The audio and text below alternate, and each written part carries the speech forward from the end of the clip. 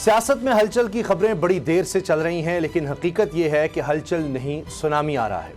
خبر یہ ہے کہ پنجاب میں بڑی تبدیلی کا فیصلہ ہو گیا ہے۔ واقفان حال کا دعویٰ ہے کہ بار بار چھوٹی تبدیلی کر کے کپتان بھی تنگ آ گئے ہیں، اس لیے اس بار بڑی تبدیلی کا فیصلہ کیا گیا ہے۔ ثبوت اس کا یہ ہے کہ جب سے تبدیلی سرکار آئی ہے، بیوروکریسی میں میوزیکل چیئر کا کھیل جاری ہے۔ اکھاڑ پچھاڑ اور تبدیلی کی ایسی ہوا چلی ہے کہ کسی محکمے کو امان نہیں۔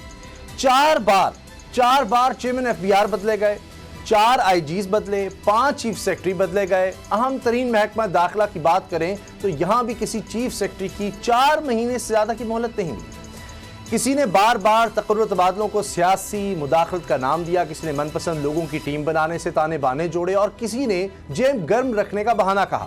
لیکن سچ یہ ہے کہ بار بار کی اکھاڑ پچھاڑ نے گورننس کو کباڑ بنا کر رکھ دیا، اور اتنے جتن کر کے بھی تبدیلی کا جادو نہیں چل سکا۔ تجزیہ کاروں کی رائے ہے کہ انہی کوتاہیوں کی وجہ سے ان کو موقع ملا اپوزیشن کو، اور وہ بھی تبدیلی کا ماحول بنانے کی کوششوں میں لگ گئی۔ -1 ان ہاؤس تبدیلی کی صدائیں بلند ہو رہی ہیں۔ 18ویں ترمیم کا محاذ بھی گرم لگ رہا ہے۔ ایسے میں کیا اس بڑی تبدیلی کا فیصلہ کرے گی حکومت؟ کون تبدیل ہوگا اور کون کس کی جگہ لے گا؟ نئی سیاسی صف بندی میں کون کس کا ساتھ دے گا؟ آج اسی پر بات کریں گے۔ بابر ڈوگر صاحب، اسد کرل صاحب میرے ساتھ ہیں، اور رانا ثناءاللہ صاحب مسلم لیگ نون کے سینئر رہنما نے ہمیں جوائن کیا ہے، ان سے بھی بات کرتے ہیں۔ رانا صاحب، یہ سابق اسپیکر قومی اسمبلی آپ کی پارٹی کے اہم رہنما ایاز صادق صاحب، وہ تو کہہ رہے ہیں کہ 18ویں ترمیم میں تبدیلی ہو سکتی ہے، یعنی اگر بہتری گنجائش ہے تو اس میں کوئی حرج نہیں ہے۔ تو یہ تو لگ رہا ہے کہ جیسے جو تجزیہ کار اور دوسرے لوگ کہہ رہے ہیں کہ اصل میں مسلم لیگ نون نئی جو بساط بچ رہی ہے، بچ چکی ہے، اس میں اپنی جگہ بنانے کے لیے توگ دو کر رہی ہے، اس وجہ سے 18ویں ترمیم پر بھی کچھ اس طرح کے بیان آنے لگ گئے۔ دیکھیں، 18ویں ترمیم کے متعلق جتنی بھی بحث ہو رہی ہے اور حکومتی بینچز سے جتنے لوگ بھی گفتگو فرما رہے ہیں، 18ویں ترمیم جو ہے وہ کوئی ایک چیز کا نام تو نہیں ہے۔ 18ویں ترمیم میں کانسٹیٹیوشن جو ہے اس کے کوئی تقریباً 102 آرٹیکلز جو ہے وہ چینج ہوئے، تو یہ اس طرح سے ابہام پھیلانا جو ہے وہ تو اپنے طور پہ اگر کسی کا مقصد ہے تو وہ علیحدہ بات ہے، ورنہ یہ آرٹیکل میں جو ہے وہ 18ویں ترمیم اب آئین کا حصہ ہے، وہ آئین سے علیحدہ تو کوئی چیز نہیں ہے۔ تو جس میں یہ تبدیلی چاہتے ہیں اور جو تبدیلی چاہتے ہیں وہ کوئی بل کی صورت میں ہاؤس میں لے کے ہیں تو پھر اس کے اوپر ڈیبیٹ ہو جائے گی کہ کیا اس کی گنجائش ہے، نہیں ہے، یہ ہونا چاہیے، نہیں ہونا چاہیے، یہ صوبوں کے مرکز کے بہترین مفاد میں ہے یا نہیں ہے۔ ہمارا تو اس کے اوپر ابتدائی طور پہ یہ سردست یہ موقف ہے کہ صوبوں کو ملنے والا حصہ یا ان کی جو فائنانشل گرانٹ، اس میں 1 روپے کی بھی کمی نہیں ہونی چاہیے، بلکہ اس میں جیسے ہی موقع ملے اور وفاق کی ضرورتیں زیادہ ہو تو اسے جو ہے وہ اس کے مطابق اضافہ جو ہے وہ زیادہ حصہ تو دیا جا سکتا ہے، گنجائش ہمیشہ رہے گی، لیکن ایسا نہیں ہو سکتا کہ اس سے اچھا رانا صاحب، بات یہ ہے کہ جس طرح ایاز صادق صاحب کا کہنا ہے کہ مسلم لیگ نون ان ہاؤس تبدیلی کی خواہش مند نہیں ہے، یعنی ان کی خواہش ہونے یا نہ ہونے سے اس کے لیے اکثریت پاس ہی نہیں ہے، خواہش کا ایشو نہیں ہے، ان کے پاس وہ نمبر ہی نہیں ہے۔ دوسری، مسائل کا حل نہ انتخاب ہے۔ آپ کی سینئر لیڈرشپ کہتی ہے کہ نہ ہم انتخاب نہ جلد چاہتے ہیں، نہ وہ تیار ہے، نہ آپ کے پاس وہ عدم اعتماد کے لیے آپ کا سیریس کو اس طرح کا معاملہ آتا ہے، کہتے ہیں کہ یہ بھگتیں اور لوگ دیکھیں۔ تیسری چیز، کیا مسلم لیگ نئے انتخاب؟ تو جب بھی بات آپ کی سینئر قیادت ہے، وہ جب نہ تو کہ وہ کہتے ہیں یہ بیگج آئے اٹھائیں، اب یہ بنے شیر بنے، ایک تو یہ، دوسرا وہی کہ مسائل کا حل جو نئے انتخاب ہے تو آپ کو اس کے لیے بھی تیار نہیں ہے، عدم اعتماد جو ہے یعنی ہاؤس تبدیلی اس کے لیے بھی تیار نہیں ہے۔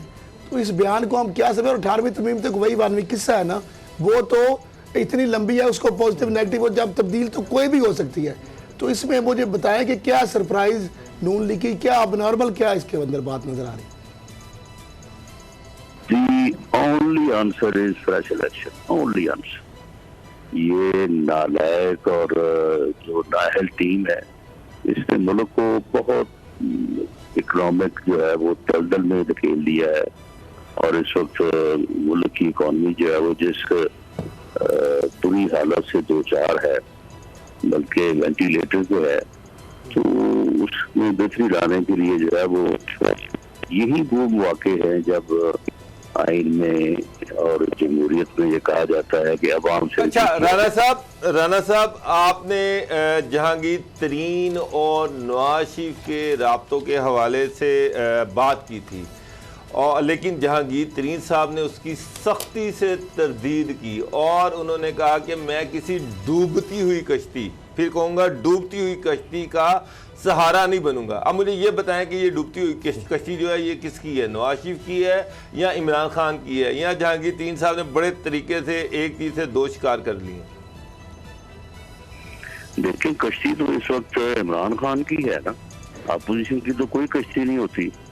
اپوزیشن جو ہے وہ تو آپ کو پتہ ہی ہے کہ وہ تو جو ہے وہ لہروں کے باہر کنارے پہ ہوتی ہے، تو کشتی تو اسی کی ہوتی ہے جو ہے وہ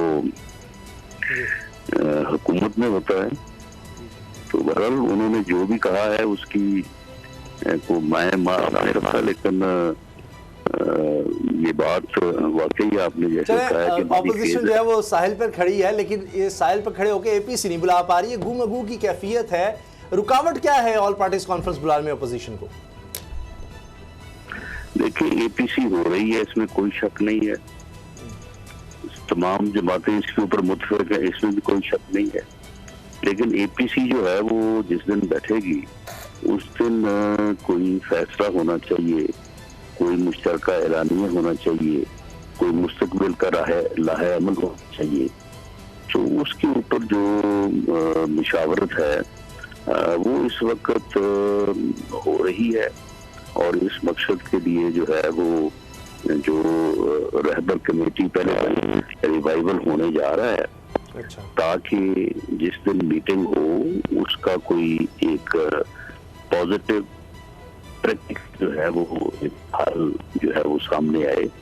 ایسا تو نہیں ہے کہ میٹنگ میں بیٹھا جائے اور اس دن جو ہے وہ وہاں پہ بیٹھ کے جو ہے وہ صرف جو ہے وہ پیسوں تمیز کے بعد جو ہے اس کو آگے بڑھا دیا جائے۔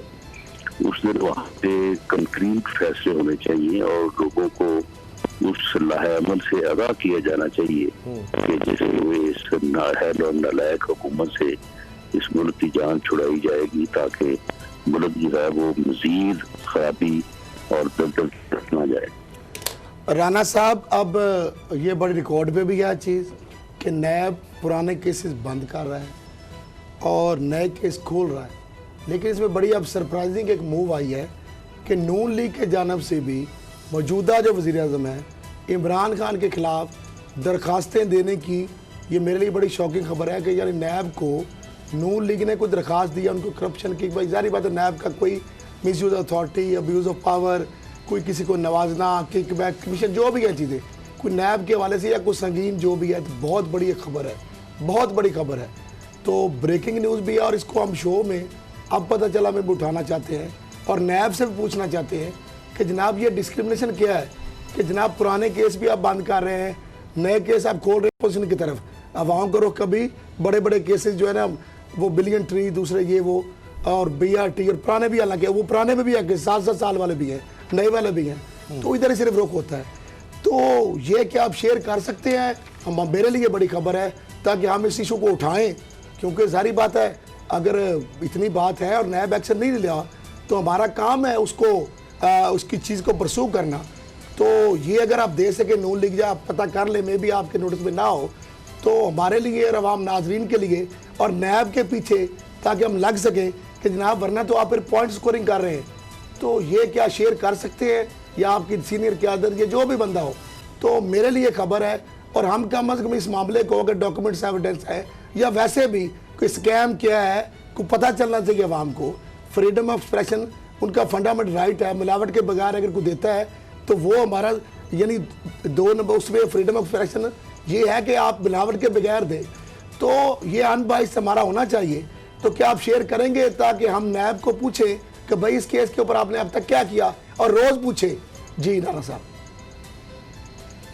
دیکھیں ویسے تو جب اے پی سی کی میٹنگ ہوگی تو کسی بھی موضوع پر ہو سکتی ہے, اس میں ایک سے زیادہ معاملوں پہ جو ہے وہ اظہار رائے یا متفقہ رائے ہوگی, لیکن مین جو مدعا ہوگا وہ اس حکومت کا جو ہے وہ خاتمہ اور نجات دلانا ہی ہوگا. رانا صاحب, جو اسد کھرل صاحب نے سوال کیا نا, آپ اسی طرف آ جائیں. انہوں نے یہ کہا کہ نیب پرانے کیسز بند کر رہا ہے, نئے کیسز کھول رہا ہے. مسلم لیگ نون جو ہے انہوں نے بھی عمران خان کے خلاف ریفرنس جو ہے وہ اس کے لیے درخواست دی ہوئی ہے. تو نیب کو اس کا مطلب یہ ہے کہ سیاسی پوائنٹ سکورنگ کے لیے استعمال کیا جائے. میں کھرل صاحب نے اتنا لمبا سوال دیا, تسی پتہ نہیں کہڑے پاسے تر پہ.